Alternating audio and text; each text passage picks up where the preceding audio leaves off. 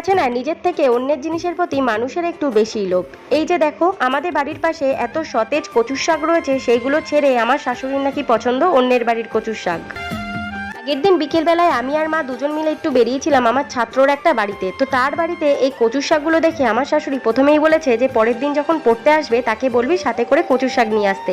আর এই কথা মতন তার মা কিন্তু আমাদের বাড়িতে এই কচুর শাকগুলো পাঠিয়ে দিয়েছিল। শাক যখন হাতে পেয়েছি তাই সাথে সাথে বসে পড়েছিলাম এইগুলোকে কাটাকুটি করতে। যাই বলো না কেন, ছোটবেলা থেকে কিন্তু আমি কচু জাতীয় যে কোনো জিনিস খেতে অনেক ভয় পাই, কারণ আমার খুব সহজেই গলা ধরে। কিন্তু এই শাকে দেওয়া চিংড়ি মাছ বা মাছের মাথা দুটোই কিন্তু আমি বেছে বেছে খেয়ে নিই। বিয়ে করে আসার পর থেকে আমি শুনেছি যে আমার শাশুড়ি মা নাকি অনেক সুন্দর করে কচুর শাক রান্না করে। জীবনে প্রথমবার হলেও আমার কিন্তু কচুর শাক খাওয়ার খুব ইচ্ছে জাগলো। যাই হোক, এখানে কিন্তু চিংড়ি মাছগুলো ফ্রিজ থেকে বের করে আমি কাটা শুরু করে নিয়েছিলাম। আর তার মধ্যে আজকে সকালে কিন্তু আমরা কেউ ভাত খাইনি, আজকে সকালে খেয়েছিলাম কচুরি তরকারি আর সাথে ছিল রসমালাই। আর সকালে খাওয়া দাওয়ার পরে যে কটা বাসন ছিল সে কটা